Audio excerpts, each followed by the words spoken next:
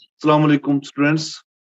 We have with us today an esteemed guest, Miss Saima Ahad, who had recently qualified JKCCE Combined Competitive Examination, very popularly known in Kashmir as Kashmir Administrative Service or KS. She has achieved rank 26, and today we'll have a discussion about this examination, about its various aspects, starting from preliminary and mains. We'll have a special focus on mains, which is the fulcrum of this examination. But before we go into the formal discussion with Saima, let me tell you that Saima is a good friend of mine, and we had whenever we have started this journey together. But Alhamdulillah, I'm happy for her that she achieved this feat. And now, without wasting any further time, we'll have a discussion. Saima, please go on, give a brief introduction about yourself. Assalamu alaikum. Suhail, thank you for having me here. As you have said already, that we started the journey together, and now after all these years, I could achieve it finally. So, what else do you want me to say? Can you tell me students कि my students कि आपके जो आपने जो पढ़ाई की उसके थोड़ी एस्पेक्ट्स में और सिविल सर्विस में आप कैसे गए और फिर आपने इस जर्नी को कैसे प्लान किया before we go into preliminary और mains examination discussion. When I started, तो उस टाइम पे I didn't know much about the exam, तो मुझे काफी टाइम लगा इसको समझने में, बिकॉज तब उतने एवेन्यूज अवेलेबल नहीं थे और उतनी गाइडेंस नहीं अवेलेबल थी. सो काफी यू नो दैट हमने कैसे स्टार्ट किया, and it was very difficult. पहले तो समझ ही नहीं आता था कुछ, but then slowly and slowly जब थोड़ा एक्सपोजर मिला, after going to the Hamdard study circle, थोड़ा एक्सपोजर मिला वहां जाके, फिर मुझे समझ आया what the scheme of the exam is, how it works. तो फिर मुझे बिल्कुल जहां रेलिवेंट तक मुझे बिल्कुल जहां तक मुझे पता है कि हमने जब आप एमबीए में चली गई थी तो तब आपने इसके बारे में प्लान किया था और साथ ही में मैंने भी यहाँ से प्लान किया था. बट कुछ 6-7 महीने समझ ही नहीं आता कि हम सिलेबस के हमें हाँ हाँ हमें सिलेबस के राइट, बारे में कुछ पता ही नहीं जा रही थी कि क्या करना है. फिर जाके एग्जैक्टली, जब हम दर चले गए और मैं जामिया चला गया तब जाके हमें कुछ समझ आई इस एग्जाम की. तो एग्जैक्टली. यू कैन कंटिन्यू बिल्कुल. तो और देन फिर वी स्टार्टेड. फिर हमें रेलेवेंट सोर्सेस सिंस पता चली. उससे पहले तो कुछ पता भी नहीं थी पढ़ना क्या है, कुछ कुछ भी नहीं समझ आता था. फिर जाके ऑल पता वी चला कि न्यू क्या पढ़ना है.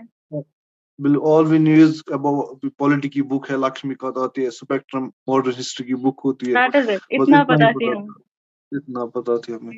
Yes exactly. But you did it. I am very happy for you. आपने बहुत ही I have witnessed your journey. It was very tricky journey I can say. और आपकी you had a very huge set of challenge in front of you, but still you did it and you did not give up. That was the best thing about your this success is that you did not give up. आपने कहीं पे आपने वो मौका ही नहीं दिया कि जहां आप जहां मुझे लगा था पर्सनली कि आपने गिव अप किया. You you persevered very very very immense. उसको जिस जहां जब मुझे किसी की भी परसिवियरेंस की मिसाल देनी पड़ती है तो I always say that Saima is the best example. तो अब हम इस एग्जाम के बारे में थोड़ी सी बात करेंगे कि एग्जाम जहां तक मेरे स्टूडेंट्स है मेरे जो मुझे देखते हैं या आपसे जो गुफ्तगू करना चाहिए बिकॉज आपका एक वीडियो हमने डाला था अपने चैनल पे एंथ्रोपोलॉजी. उसके बाद ही ये रिजल्ट हमारे पास आया कुछ दिन ही में. तो सब स्टूडेंट्स का ये एक ही सवाल था कि हमें साइमा मैम के साथ कब बात की कराई जाए. उनसे हम ताकि उनके सवाल अब उनके सवाल तो मैं अकेले में आपको अगर मैं आपको वो भेजता रहूंगा तो आपको फिर दिन भर उसी उन्हीं के सवाल का जवाब. तो मैंने अब कुछ वो अपने पास वो कंसोलिडेट किए हैं कुछ सवाल. ओके. तो वही मैं आपके सामने प्रेजेंट करूंगा एंड इंशाल्लाह will have a good conversation regarding दो सवाल. पहला जो उनका सवाल था पहला ये था कि जो हम प्रिलिमिनरी एग्जामिनेशन में बहुत ही डाइवर्स सेट ऑफ स्टडी करनी पड़ती है और फिर जाके हम लास्ट मिनट में जब पहुंचते तो हम कंसोलिडेट नहीं कर पाते, याद कुछ नहीं रह पाता. तो उससे ये चैलेंज क्या आपके साथ भी हुआ होते थे कि खाली हमारे साथ होते. एक्चुअली मैं काफी स्टूडियस थी, एज यू नो. तो मैं यस जो भी पढ़ती थी वो आई न्यू कि रिवाइज तो करना ही है. अगर रिवाइज नहीं किया तो याद कुछ नहीं रहेगा, ऑब्वियसली रिटेन नहीं होता है. बट देन मैंने जो भी मैंने सोर्सेज एक बार चूज किए, फिर मैं वो बार बार पढ़ती रही, तो मुझे उसमें तब प्रॉब्लम नहीं लगी कि याद नहीं रह रहा है. याद तो रहता था. एंड खास करके जब आप PYQs अटेम्प्ट करते हो या कोई भी मॉक टेस्ट अटेम्प्ट करते हो, तो उसकी वजह से आपको पता चलती है कि कहाँ-कहाँ पे कौन-कौन से एरियाज़ है जहाँ पे मुझे अपनी स्ट्रेंथ होनी चाहिए। तो वो आप अगर आप प्रैक्टिस नहीं कर रहे हो तो वो आप में डेवलप नहीं होगा। कुछ लोग सिर्फ पढ़ते हैं फिर दे डोंट टेस्ट देमसेल्व्स, वो प्रॉब्लम हो जाती है। तो आप कंटिन्यू टेस्ट कीजिए खुद को, चाहे PYQ से या कोई भी रेप्यूटेड जो कोचिंग सेंटर्स के MCQs आते हैं वो कीजिए, so that you get to know about yourself. ये जो बुक लिस्ट आमतौर पर जो तमाम टॉपर्स देते हैं और बहुत सारे स्टूडेंट जो इस एग्जाम के साथ वाबस्ता रहते हैं, तो वो काफी बड़ा बुक लिस्ट देते हैं। तो उस बुक लिस्ट को कोई फॉर्मूला ऐसी है कि उस बुक लिस्ट को थोड़ा सा कम करे, या स्टूडेंट्स को समझ आए कि हमें इतने से ही ये एग्जाम हो सकता है, ताकि उनको भी एक कॉन्फिडेंस लेवल उनकी बूस्ट अप हो जाए। पहले तो बुक लिस्ट मैं ऑलरेडी शेयर कर चुकी हूँ, प्री एंड मेंस दोनों का।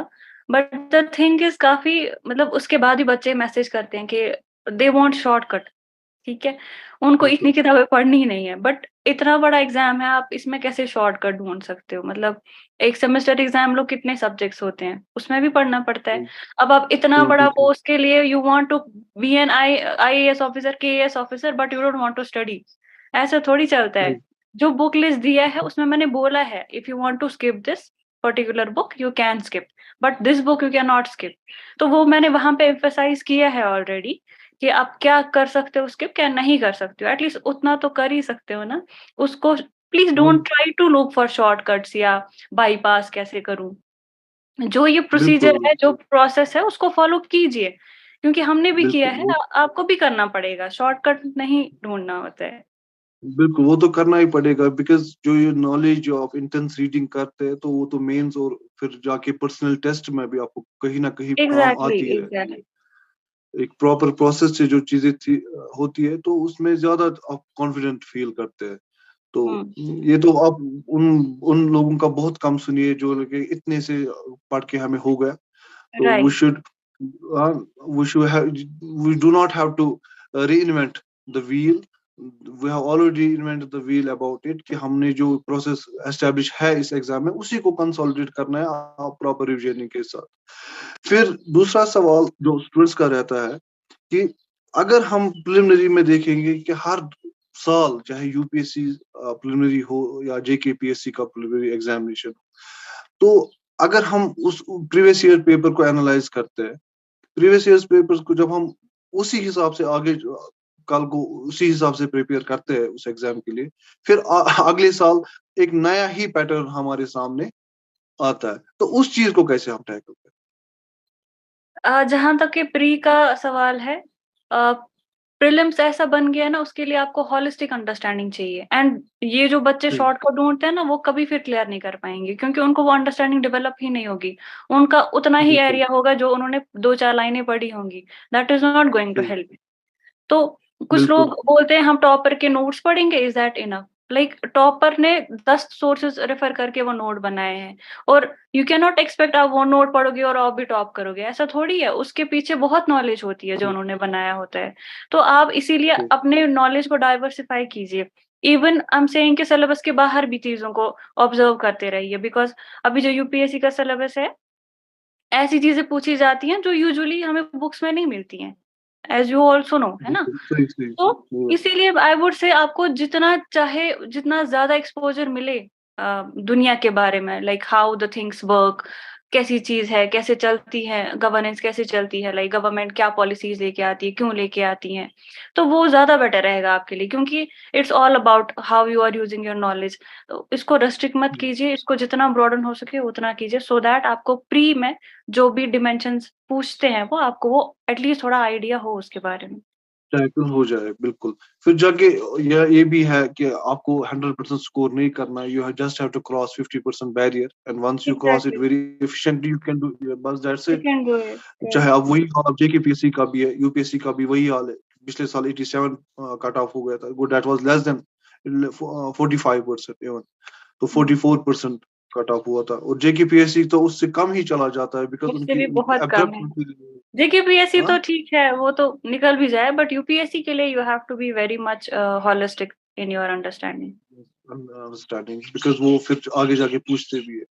अब तीसरा सवाल जो बच्चे पूछ रहे हैं कि ये बोल रहे हैं कि अगर हम स्टैटिक सब्जेक्ट्स पे ध्यान दे रहे हैं, कि हम हिस्ट्री पढ़ रहे हैं, हम पॉलिटी पढ़ रहे हैं, हम साइंस एंड टेक्नोलॉजी पढ़ रहे हैं, अब कल्चर यहाँ से पढ़ रहे हैं, 5-6 सब्जेक्ट्स 8 सब्जेक्ट्स में अगर हम 5-6 ठीक करें, 2-3 को हम थोड़ा बहुत साइड लाइन करें, और हम और करंट को उसके साथ कैसे हम फिर सेटअप कर सकते हैं, कोहेसिव बॉन्ड बनाएंगे, कोहिजन करेंगे, ताकि हमें फिर एक कंसोलिडेटेड स्टडी हो जाए, ताकि और उनको एक आइडिया। आपने जैसे करंट बैलेंस किया था, मैं वो खुद विटनेस हूँ कि आपका जो करंट बेसिस था, जो आपने एक कोहिजन बनाया था ट्रेडिशनल स्टैटिक सब्जेक्ट्स और करंट का, वो परफेक्ट बैलेंस था। तो वो जाके थोड़ा शेयर कीजिए प्लीज। पहले तो आई वुड से मेरा पॉलिटी और इकोनॉमी बहुत ज़्यादा स्ट्रॉन्ग था। हिस्ट्री तो ठीक है, वो सबको उतनी ही आती है, जैसे कभी एंशिएंट और मिडीवल में कुछ चीज़ें पता नहीं होती है, दैट्स ओके। बट आप पॉलिटी इकोनॉमी को किसी भी हाल में कॉम्प्रोमाइज़ नहीं कर सकते हो, आपको बहुत स्ट्रॉन्ग होल्ड होना चाहिए इन 2 सब्जेक्ट्स पे। फिर हिस्ट्री ठीक है, मॉडर्न हिस्ट्री में आपको अच्छा होल्ड होना चाहिए and that's easy to remember modern history. बिल्कुल, एंशिएंट मॉडर्न मिडीवल हिस्ट्री में आप कंपेरेटिव। थोड़ा कॉम्प्रोमाइज़ कर सकते हो। एनवायरनमेंट में अगर आपको थोड़ी बहुत अंडरस्टैंडिंग है, अगर आपने थोड़ी शंकर पढ़ी है या पीएमएफआई या जो भी पढ़ो आप, उसके बाद अगर आपने उसको करंट के साथ जोड़ दिया तो दैट इज़ इनफ। क्योंकि एनवायरनमेंट में ठीक है, जो करंट में आएगा वही पूछेंगे। बाकी वो सही। इधर-उधर का नहीं पूछते हैं, करंट ही पूछेंगे।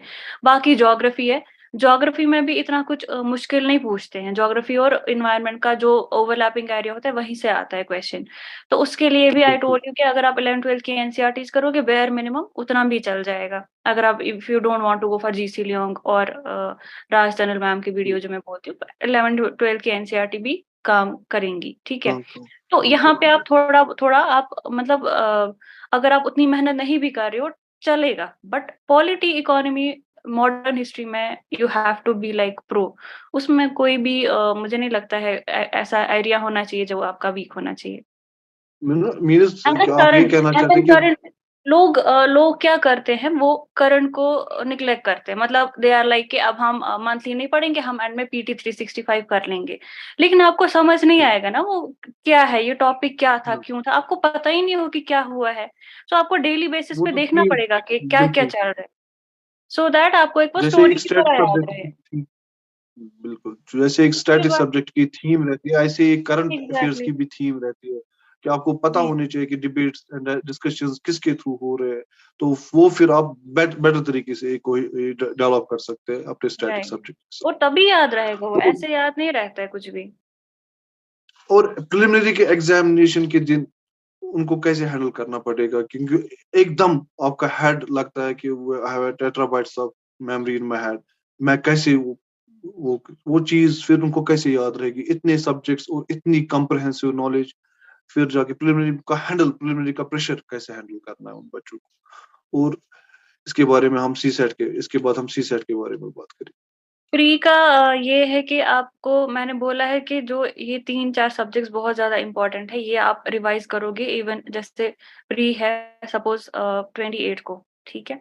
आप 27, 26, 25, 24 को पॉलिटी 1 दिन में करनी है आपको रिवाइज़, वो करनी ही है क्योंकि बाय दैट टाइम आप में इतना होना चाहिए कि आप 1 दिन में 1 सब्जेक्ट रिवाइज़ करो। तो पॉलिटी 1 दिन रखना है, इकोनॉमी 1 दिन रखना है, हिस्ट्री 1 दिन रखना है, करंट अफेयर्स 1 दिन रखना है। बाकी ठीक है, बाकी सब्जेक्ट्स आपको रेमेनेंट नॉलेज में कहीं न कहीं होंगे ही। तो ये आप करोगे और उसके बाद शाम से तो ऑब्वियसली कोई नहीं पढ़ता है। जैसे कल एग्ज़ाम है, आज शाम तक मुझे कुछ हल्का-फुल्का देखना होगा तो आई विल डू दैट। शाम से you have to be relax और कोशिश करनी है जल्दी सोने की सो दैट आप रिलैक्स रहें। बट कुछ ऐसे लोग होते जैसे मुझे नींद नहीं आती थी, चाहे मैं कुछ भी करती थी, मैं सुबह तक जागी होती थी। बट उसको थोड़ा एड्रेस करना पड़ेगा आपको like how can you fall asleep that is very important. उसके वेरी बाद आपको इंपॉर्टेंट। प्री में यू हैव टू सबसे बड़ी चीज़ ये है कि you have to believe in yourself मतलब मैं आई विल डू इट। ये होना चाहिए आपके अंदर। अगर आपको कोई भी डर लग रहा है तो आपकी परफॉर्मेंस को वो हैम्पर करेगा। So you have to be sure कि ठीक है मैंने you have to trust your hard work मैंने मेहनत की है, आई हैव रेड इनफ मुझे करंट भी पता है। आप खुद को ही बूस्ट करते रहिए कि मुझे आता है, मुझे सब पता है, तो मैं कर लूँगा या कर लूँगी। सो ये आप में अंदर से खुद को बोलते रहना है। जितना आप पॉजिटिव बोलोगे उतना ही आप में चेंजेस आएँगे, आपके हार्मोनल चेंजेस आती हैं, हमारे कुछ केमिकल्स रिलीज़ होते हैं, तो वो आपको फिर आपकी परफ़ॉर्मेंस बूस्ट करते हैं। अगर आप नेगेटिवली सोच रहे हो कि नहीं मुझसे नहीं होगा, मैं प्रिपेयर नहीं हूँ, मुझे डर लग रहा है, तो फिर बॉडी वैसे ही इफ़ेक्ट होती है। सो जितना आप सही। पॉज़िटिव स्टे करेंगे, उतना ही आप बेटर परफ़ॉर्म करोगे। Now let us talk about a very important challenge that has emerged in recent years. That's about CSAT. How to tackle that paper two of UPSC as well as JKPSC. क्योंकि वो एक बड़ा challenge हमारे सामने आजकल है. How to tackle that? Right. CSAT तो जैसे कि हम बीटेक वाले हमें लगता है कि हमें करने की ज़रूरत नहीं है सीसैट, हम्म, बट देन अभी इतना मुश्किल हो गया है कि you can not risk your paper 2। सही, तो बिल्कुल मैंने बोला है ऑलरेडी अपनी वीडियो में कि आप एक बुक मैंने रेफर की थी बिकॉज़ जब मेरा यूपीएससी सीसैट रुक की वजह से रुक गया तो ऑब्वियसली उसके बाद वो फोबिया डेवलप होता है कि शायद अब मुझसे नहीं होगा, सही, I can not risk again CSAT. Then I purchased a book 30 days maths wonder करके एक बुक थी। एक्चुअली वो किसी टॉपर ने रिकमेंड की थी। तो मैंने उन्हीं का वीडियो देखा, उनका भी बहुत बार 2-4 बार प्री रुक गया था सीसैट की वजह से। Then she exactly. Had read that book उसके बाद उनका फिर pre then she was the serving officer at that time. तो फिर आई थॉट कि I will also go by that book so मैंने वो वही परचेज़ की 30 डेज़ मैथ्स वंडर करके है। तो उसमें जो था एक-एक टॉपिक जो भी हमारे हाई यील्डिंग टॉपिक्स होते हैं जैसे टाइम एंड डिस्टेंस है, जैसे वर्क है, उसके बाद वो ट्रेन वाले क्वेश्चन्स होते हैं या जो भी इस तरह के हाई यील्डिंग क्वेश्चन्स हैं। उसपे मतलब अलग-अलग से लेवल जैसे बेसिक बेस लेवल के क्वेश्चन है, फिर थोड़ा एडवांस लेवल के क्वेश्चन है, सही, तो अच्छे से डिवाइड किया है वो बुक में और हर जो पार्ट है उसमें वो अच्छे से सॉल्व किए हैं कि कैसे करना है आपको, स्टेप बाय स्टेप आपको बताया है कैसे सॉल्व करनी है चीज़ें। तो जिसका सीसैट सही, वीक है तो they can refer to that book. बाकी कॉम्प्रिहेंशन तो बहुत सारे लोग पढ़ते ही नहीं है लाइक उनको ना बुक्स की पढ़ने की आदत होती है ना न्यूज़पेपर पढ़ने की आदत होती है तो फिर हाउ कैन दे एक्सपेक्ट कि they will solve comprehension in CSAT. वो तो नहीं होगा। अगर आप रोज हिंदू पढ़ते हो और आप कॉम्प्रिहेंड करने लगे हो हिंदू तभी आपको कॉम्प्रिहेंशन समझ आएगा। इसीलिए सही, जितना आप शॉर्टकट को अवॉइड करोगे उतना आपको बेनिफिट होगा एग्जाम में। तो exactly. You have to do whatever you are supposed to do. उसको आप Yes, you have to go through process. बिल्कुल. एग्ज़ैक्टली, वो एक बात है बिल्कुल ये इसका एक well defined process है. There is no shortcut to examination. Maybe there might be some exam where you can pass through shortcuts, but not possibly UPSC or JKPSC. Not at all. तो because JKPSC का भी syllabus अब UPSC के साथ sink है तो आमतौर पर जो मेरे पिछले बैच के स्टूडेंट्स थे उनका सी सेट का थोड़ा इशू रह गया था उनका मेन इशू जो था वो कंप्रहेंशन का था तो उनके हवाले से मेरे कुछ सवाल आते हैं कि उनको जो कंप्रहें उन्होंने जब कंप्रहेंशन वो पढ़ते थे तो आमतौर पर जो इम्प्लाइड स्टेटमेंट के सवाल हुआ करते थे कि what does it imply what does author imply उनको कैसे डील करना है देखिए इम्प्लीकेटिव सवालों मुश्किल वो सबसे ज़्यादा मुश्किल होता है कि ऑथर क्या इम्प्लाई कर रहा है because you have to get to the author's mind कि उन्होंने क्या सोचा होगा by writing the entire comprehension. तो उसमें क्या करती थी मैं, जो भी हमारे प्रीवियस ईयर के पेपर्स होते थे, उसमें जो इम्प्लाइड सही वाले होते थे या बाकी भी मतलब कोरोलरी सही एक्सेट्रा, तो मैं देखती थी हम्म फिर इन्होंने कैसे इसका आंसर दिया है और मुझे क्या लगता था सही कि इसका आंसर होना चाहिए। फिर मैं उसको कंपेयर करती थी, फिर मैं आंसर को पहले पढ़ती थी, फिर मैं कॉम्प्रिहेंशन पढ़ती थी। तो I did that hit and trial मैंने किया जिससे मुझे चीज़ें कुछ समझ आने लगी कि ठीक है ऑथर किस तरह से सोचता है। उसके लिए आई can not like help you in that वो आपको खुद देखना है, वो आपको खुद समझ आना चाहिए कि इन्होंने किस तरह से सेट किया है कोई भी कॉम्प्रिहेंशन। तो बिल, उसमें जो बिल्कुल ये फैक्चुअल बात होते थे, मान लीजिए जैसे क्लाइमेट चेंज के होते थे, तो उसमें भी है कॉम्प्रिहेंशन में भी टाइप्स होते हैं, जो इस तरह के होते हैं ना fact based like current based वो ईज़ी होते हैं टू अटेम्प्ट क्योंकि वो डायरेक्टली होता है, बिल्कुल वो आप गेस भी कर सकते हो। बट कोई ऐसी चीज़ होती है जहाँ पे मतलब आप ऑथर ने किस तरह से सोचा है वो बहुत मुश्किल हो जाता है कॉम्प्रिहेंड करना। तो उस जो आपको वैसा लग रहा है आप उसको थोड़ा अवॉइड कीजिए और वो वाले अटेम्प्ट कीजिए जो आप मैनेज कर सकते हो और वो भी आप बहुत ज़्यादा प्रैक्टिस करने के बाद के ऑथर किस तरह से अपने आंसर्स को सेट करता है एग्ज़ामिनर। तो वो उसके लिए प्रैक्टिस करनी पड़ेगी, वो ऐसे डेवलप नहीं होता है। ये जो 33% बैरियर है उसको हम कैसे ब्रेकअप करें, अगर हमें ब्रेकअप करना यू हैव पड़ेगा टू हमें वेरी स्मार्टली। आप देखिए कॉम्प्रिहेंशन में कुछ मान लीजिए 10-15 आप आराम से अटेम्प्ट कर सकते हो विदाउट एनी एरर, है ना? We have done that I think together last year, है ना? यस सो यस बाकी we yes used to leave, skip करो, जो मुश्किल लग रहा है उसको क्यों करना है। सिमिलरली नंबर सीरीज जो सबसे डिफिकल्ट लगती है, उसमें भी कुछ ऐसे होते हैं जो आप आराम से अटेम्प्ट कर सकते हो आराम बेस्ड ऑन से। सम फॉर्मूले। बाकी जो आपको मुश्किल लग रहा है उसको छोड़ दीजिए, वैसे भी उतना तो अटेम्प्ट करना नहीं। अगर आप के मार्क्स 90 के अराउंड आ रहे हैं मान लीजिए मॉक टेस्ट में या प्रीवियस ईयर क्वेश्चंस में, तो ठीक है, you are good to go. और वहाँ प्रॉपर सर्चिंग करनी, स्किमिंग करनी पड़ेगी कि राइट, वो उन क्वेश्चंस को आपको सर्च व्हाट करना टू पड़ेगा जो अटेम्प्ट आपको and what barrier not to थे। अटेम्प्ट। एग्जैक्टली। बिल्कुल सही। अब most important part is about mains examination. और जो आमतौर पर जो हमने स्टूडेंट्स देखे, we have seen it together until and unless we knew the process of examination, हमने भी वही एक प्रोसीजर अडॉप्ट किया था कि हम प्रिलिमिनरी को अलग से पढ़ते थे और मेंस को अलग से पढ़ते थे। बट आजकल बहुत सारे टॉपर्स के वीडियोस देख के या बहुत सारी फैकल्टीज के जो वीडियोस वो देखते हैं, तो अब काफी बच्चों ने इस स्टडी को थोड़ा कंसोलिडेट किया कि हमें मेंस पढ़ने के साथ साथ प्रिलिमिनरी भी डेवलप करना है वहीं से। तो इस पे आप थोड़ा रोशनी डालें कि एक कैसे हो सकता है, इसमें जो 4 जीएस है उस उन जीएसओ में और प्रिलिमिनरी के जीएस में क्या फर्क है, और ऑप्शनल का कितना रोल है इसमें, तो आप थोड़ा वजाहत कीजिए प्लीज।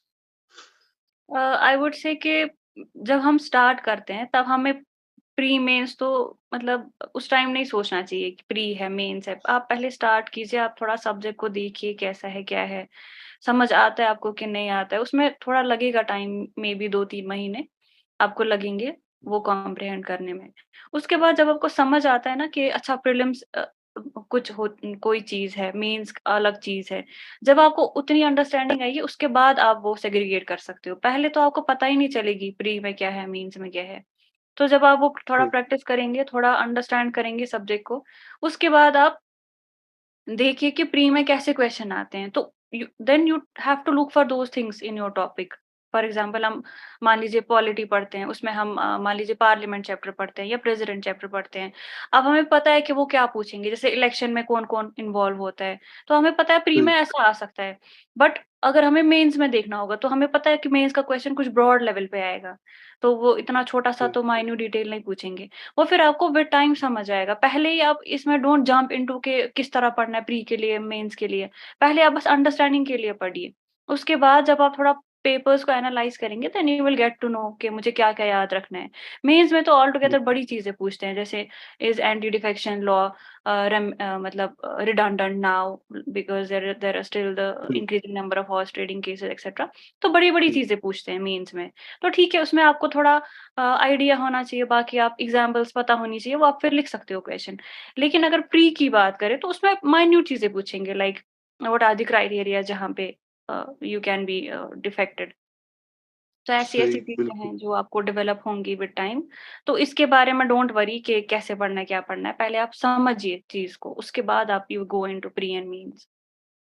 सपोज जीएस वन में आपके 4 सब्जेक्ट्स पढ़ते हैं, कल्चर, हिस्ट्री और कल्चर, आप अगर एक भी मान के चले, तो फिर जाके सोसाइटी और ज्योग्राफी भी आता है। उस हुँ। आप मान के चलिए 3 या 4 सब्जेक्ट्स आपके जीएस वन में। तो जीएस वन को आपको कैसे बैलेंस करना पड़ेगा इन 4 सब्जेक्ट्स को, ताकि यहाँ से प्री की नॉलेज भी सफाइस हो जाए।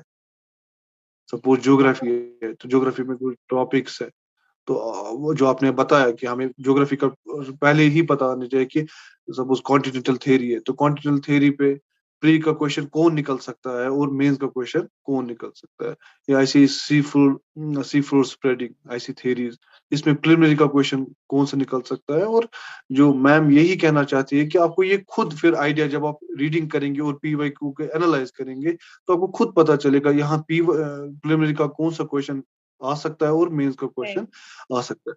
अब 4 जीएसएस बहुत ही ज्यादा इंटेंस स्टडी, बहुत यहाँ ही जाके फिर स्टूडेंट्स लड़खड़ा जाते हैं कि कुछ ही स्टूडेंट्स इस प्रेशर को अब they can handle it, otherwise they succumb to it very soon कि 4 जीएस, 12 सब्जेक्ट्स, इतनी इतनी बुक्स, फिर आंसर राइटिंग, यहाँ जाके एक बहुत बड़ा चैलेंज आता है। और इस एग्जाम का क्रक्स भी मेन एग्जाम ही है। अगर हम यूपीएससी की बात करें या मीन्स जेकेपीएससी की बात करें, तो मेन है इस सारे प्रोसेस का। तो यहाँ आपको इतने चार्जेस के साथ हैंडल करना, तो यहाँ क्या स्ट्रेटजी रहेगी हमारे स्टूडेंट्स के लिए? देखिए, आपको डिवाइड करना है अपना रूटीन जो है। पहले जीएस-1 में उतना ज़्यादा पढ़ने की ज़रूरत नहीं पड़ती है, क्योंकि जो आपने प्री का पढ़ा होता है वो आपको बहुत काम आता है जीएस-1 में। तो उसमें बिल्कुल। आप थोड़ा सोसाइटी देखिए, बेसिक जो मैंने बोला है, स्मृति मैम के नोट्स मैंने किए थे वो। और मुझे लगा वो काफ़ी थे, प्लस मैंने फिर मेंस हम्म, 365 किया, तो that was more than enough. तो जीएस-1 में मुझे बहुत- नहीं लगता उतनी ज़्यादा आपको एक्सटेंसिवली मेहनत करनी है। उसमें तो ठीक है, वर्ल्ड हिस्ट्री आपको बिल्कुल। पढ़ना पड़ेगा, सोसाइटी पढ़ना पड़ेगा। बाकी आपने geography, art and culture, history तो पढ़ा ही होता है ऑलरेडी। बस उसी को आपको आप सही। देखना मेंस में कैसे क्वेश्चन आते हैं, उस तरह से अब आपको उसको रीड करना है। ठीक है? जीएस-1 इज़ सही। Comparatively easy. उसके बाद जीएस-2 है। वहाँ पे आपको ज़्यादा अभी तो क्वेश्चन सिर्फ़ आईआर से आ रहे हैं। बाकी दे आर सही। Forgetting about social justice etcetera, या फिर पॉलिटी सही। वाला पोर्शन। तो वो आपको आईआर कैसे डेवलप होगा जब आप रोज़ करंट अफेयर्स पढ़ोगे, जब आपको पता होगी कि अभी इंटरनेशनल एरेना में क्या डेवलपमेंट्स हो रहे हैं। तो वो आपको पता सही। होनी चाहिए by default, if you are an aspirant, तो वो आपको वैसे भी पता होनी चाहिए। तो उसमें आप देखिए, मैंने क्या किया था, मैंने कुछ बना के रखे थे, like how will I introduce my answer, for example if it is with respect to, मान लीजिए कोई इंटरनेशनल ऑर्गेनाइजेशन है, तो आई स्टार्टेड विद दिस। और if it is India's relationship with any other country, तो I'll start it with this. Or if it is around Indian Ocean, तो I'll start it with this. Or is it around, if it is around West Asia, तो वो आपको खुद से फिर करना है, मतलब मेहनत करनी है। अब ऐसे मैं आपको बोलूंगी मैंने ऐसे किया, यू कैनॉट कॉपी दैट। आपको वो खुद से देखना है कि मैं बिल्कुल। कैसे इंट्रोड्यूस करूंगा ये क्वेश्चन, और इस वाले एरिया में मुझे कितना कंटेंट होना चाहिए। तो वो आई थिंक वो सही। एक ऋषिकेश रेड्डी सर के नोट्स आते हैं, वो भी अच्छे थे बेस के लिए, लाइक बेस आईआर के लिए। उसके बाद आपको करंट तो ऐड करना ही है, बट मुझे लगा वो काफ़ी सही। क्रिस्प थे ना, वो मैं बार-बार पढ़ती थी और उसकी वजह से मुझे हेल्प भी लगी काफ़ी। या अगर आप वो नहीं करना चाहते हो, आप बाजीराम के क्लास नोट्स, वो भी अच्छे हैं। तो उससे आपको अच्छी खासी अंडरस्टैंडिंग आएगी कि क्या-क्या हुआ है अभी तक। मतलब वो जो भी अभी रिलेशंस है, वो बिकॉज़ ऑफ पास्ट ही है।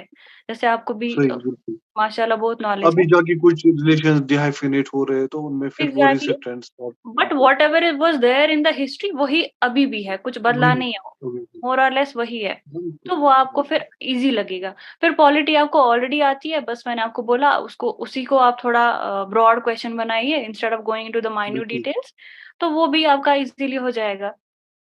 उसके बाद सोशल जस्टिस तो ईज़ी ही रहता है, जैसे वुमेन के क्या इश्यूज़ हैं, या किसी भी वल्नरेबल सेक्शन के सही। क्या इश्यूज़ हैं, या ग्लोबलाइज़ेशन व्हाटएवर, वो कुछ टॉपिक्स हैं जहाँ से आपको क्वेश्चन्स बनते हैं।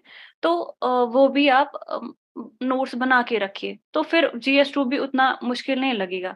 फिर जीएस-3 है, वहाँ पे ज़्यादा मुझे लगता है सब्जेक्ट्स भी ज़्यादा है और करंट का ज़्यादा रोल आता है।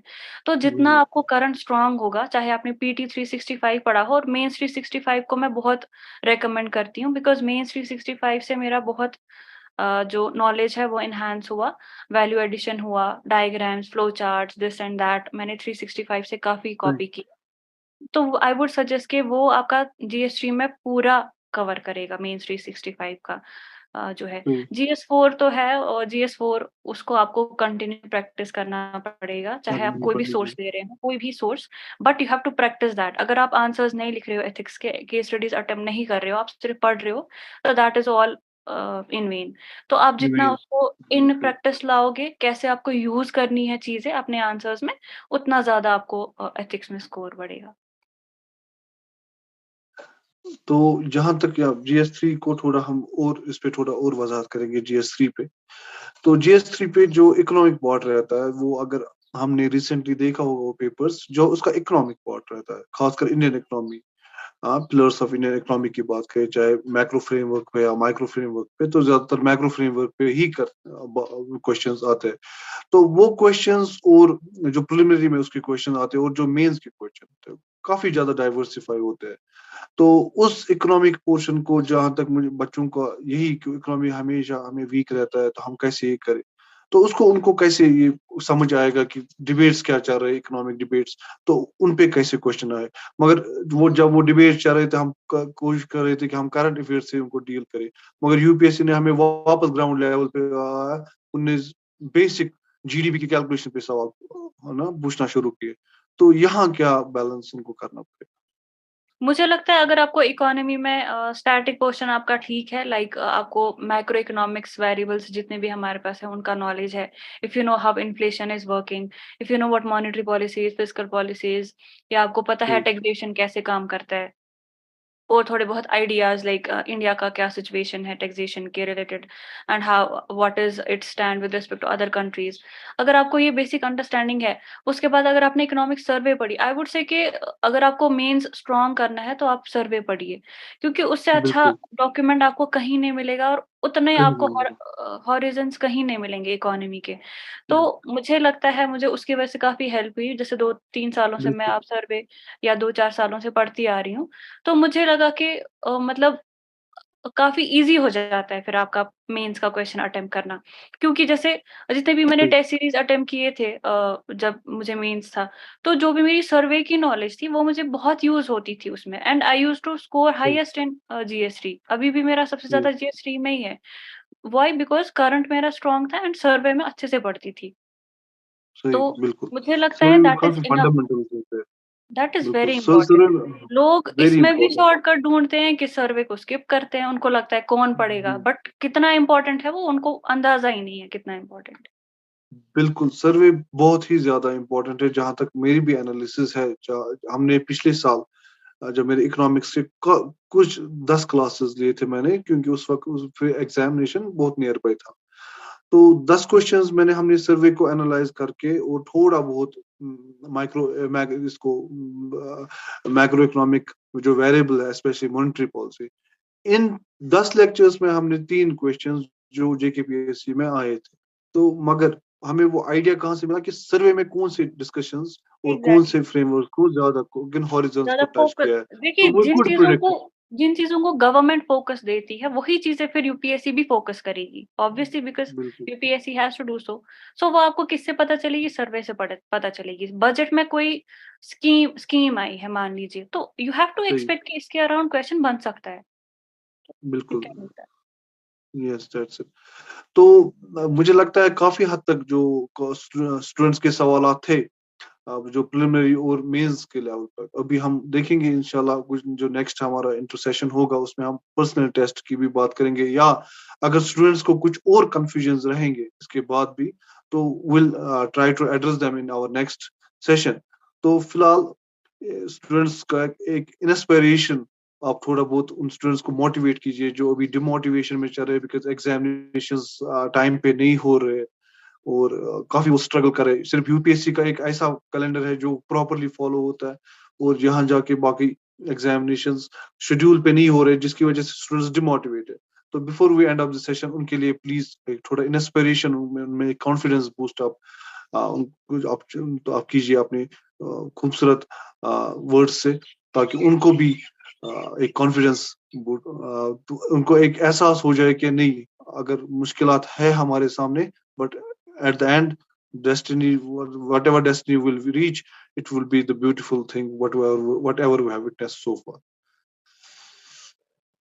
For the sake of motivation मैं यही बोलूँगी, सी हमने भी बहुत मुश्किल टाइम देखा है, यू एंड मी आल्सो। सही। बिल्कुल। एंड सही। मतलब ऐसा नहीं है मेरी सिलेक्शन हो गई अब लाइफ बहुत ईज़ी हो गई है, लाइफ कभी ईज़ी होती नहीं है।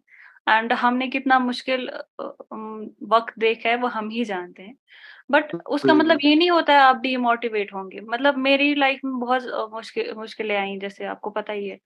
घर पे इश्यूज़। सही। बट देन आई नेवर मतलब मैंने कभी हार नहीं मानी। मैंने सोचा कि ठीक है, बिल्कुल। अगर मुश्किलें हैं, बट आई कैन बिल्कुल। Not take take this as an excuse कि because of this reason I couldn't do it. मैं वैसा नहीं चाह रही थी कि हो मेरे साथ। फिर इट्स ओके, सबका अपना-अपना टाइम है। जैसे आप भी you have also read the same जैसे मैंने पढ़ा है। अभी आपका नहीं हुआ, उसका सही। मतलब ये थोड़ी है आप मुझसे कम थे, या जितने मेरे फ्रेंड्स अभी सही। पढ़ रहे हैं, they are not lesser than me. But उनका अभी टाइम नहीं आया। आपका मेबी इस बार आए, अगली बार आए, आएगा तो सही। ऐसा नहीं सही। है कि मेहनत बिल्कुल। ज़ाया होगी।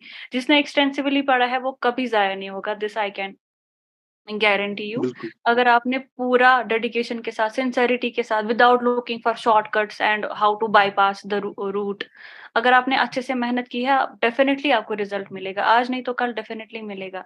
मेरे इतने अच्छे फ्रेंड्स हैं जिन्होंने यूपीएससी इंटरव्यू 3-4 बार दिए हैं, अभी भी सिलेक्ट नहीं हुए हैं। उसका मतलब थोड़ी है कि अब उनका अच्छा टाइम नहीं आएगा। आएगा, ज़रूर आएगा, क्यों नहीं आएगा? I have full faith. बेशक आएगा। ऐसा होता है, and you have to believe in yourself. कितना भी मुश्किल टाइम आए ना, ऐसा लगे कि अब नहीं होगा हमसे, उस टाइम पे if you are able to walk that extra mile ना, बस that is actually the success. उसके बाद नोबडी कैन बिल्कुल, स्टॉप यू। तो you have to just be firm कि मुझे ये करना है, मुझे यही करना है, तो फिर you will achieve it, today और टुमारो यू विल। बिल्कुल। तो मैं अपने स्टूडेंट्स को यही कहना चाहता हूँ कि साइमा की जो एक 5 लाइन की आज जो इंटरव्यू की है, वो है कि वॉक इन एक्स्ट्रा माइल। तो you have to walk that extra mile to achieve your feat. But before we close down, तो मुझे भी एक बात जहन में आई कि रिसेंटली मैं एक हिंदू न्यूज़पेपर पे पढ़ रहा था कि वहाँ एक ऑस्ट्रेलिया में नेवल गार्ड्स की रिक्रूटमेंट होनी थी। तो वहां उन्होंने एलिजिबिलिटी दिया था, मगर नीचे एक कॉशन नोट लिखा था साथ, those who are not failed need not to apply। तो आप देखिए कि ये बिकॉज आपका स्ट्रेस मैनेजमेंट इस एग्जाम को प्रिपेयर, या नेव वहां तो नेवल गार्ड्स की नौकरी के लिए था, मगर इस एग्जाम के लिए भी स्ट्रेस मैनेजमेंट बहुत ही ज्यादा हो। और बहुत स्ट्रेस मैनेजमेंट वही इंसान कर सकता है जो जितने फेलियर्स देखे हो, जितने हमेशा सक्सेस ही सक्सेस देखी हो। तो वो स्ट्रेस मैनेजमेंट, वो अगर उसके बाद राइट। बहुत ही अचानक से एक चैलेंजिंग सिचुएशन आई, तो उसको मुश्किल करना है, फिर उसको द बहुत पर्सन ही विल ज्यादा मुश्किल होगा फिर कोलैप्स। उसको। Exactly. Yes, yeah, that person will collapse. So this would be all from me. This would be, we should thank Saima for this. उसने अपना टाइम हमें दिया, और we have this conversation, और इससे बहुत ज्यादा फायदा होगा हमारे स्टूडेंट्स को। Thank you Saima Ahad. We welcome you. We have to take the bid because अभी काफी ज्यादा आपने जो हमारे पास नॉलेज शेयर की, तो आई थिंक इतनी अभी बहुत काफी होगी हमारे स्टूडेंट्स के लिए। वो काफी कुछ इससे सीख सकते हैं, और आगे जाके कुछ सेशंस और लेंगे ताकि वो उनकी नॉलेज जहाँ डाउट्स है वो भी डाइवर्स हो। Thank you so much. Thank you. अल्लाह हाफिज। Thank you to you. Thank you. खुदा हाफिज।